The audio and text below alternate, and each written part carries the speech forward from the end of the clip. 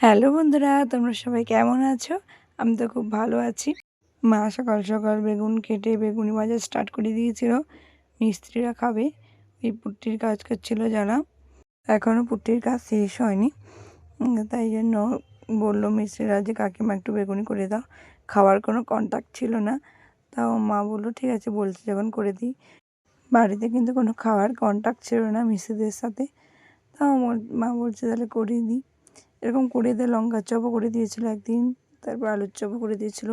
লঙ্কার চপটা একদিন তোমাদের সঙ্গে শেয়ার করব, তোমরা এরকম বানাও কিনা। বাড়ির পাশে কাল থেকে পুজো 8 দিন, গ্রামের পুজো 8 দিন ধরে শীতলা পুজো হয়, তার জন্য মাইক বাজানো স্টার্ট হয়ে গেছে।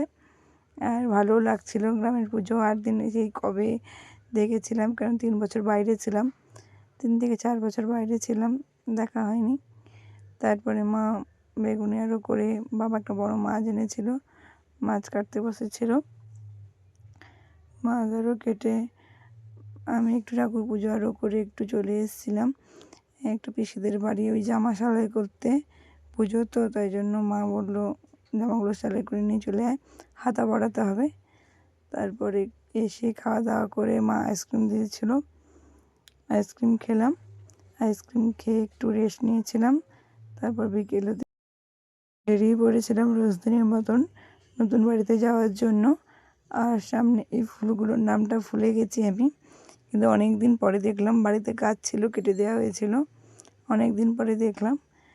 তারপরে নতুন বাড়ি থেকে পুরো বাজার চলে এসেছিলাম, ওই কিছু কেনাকাটা ছিল তাই জন্য। তারপর বাজার থেকে এসে মা মটর সিদ্ধ করে রেখেছিল, তাই জন্য এসে পেঁয়াজ আলু আর কাঁচা লঙ্কা দিয়ে একটু ভাজা ভাজা করে নিয়েছিল, কিন্তু মুড়ি খাওয়া হবে। আর বাজার থেকে পেঁয়াজি নিয়ে এসেছিলাম, সেই পেঁয়াজি আর মুড়ি। তারপর খাওয়া দাওয়া হয়ে যেতে মা বিড়ালের সঙ্গে একটু মজা করছিল, সিলিন্ডারটা নেবে, তাই জন্য মা কাপড় ধুচ্ছিল। যা ক্যামেরাটা অন করেছি তা চলে যাবে নিচে। এই দুষ্টু বিড়ালগুলো দুটো, মা আর ছেলে, এটা ছেলে আর মাটা নিচে আছে। আজকের মতন ব্লগটা এইটুকুই। কিছু ভালো লাগলে প্লিজ লাইক কমেন্ট শেয়ার করে দিও।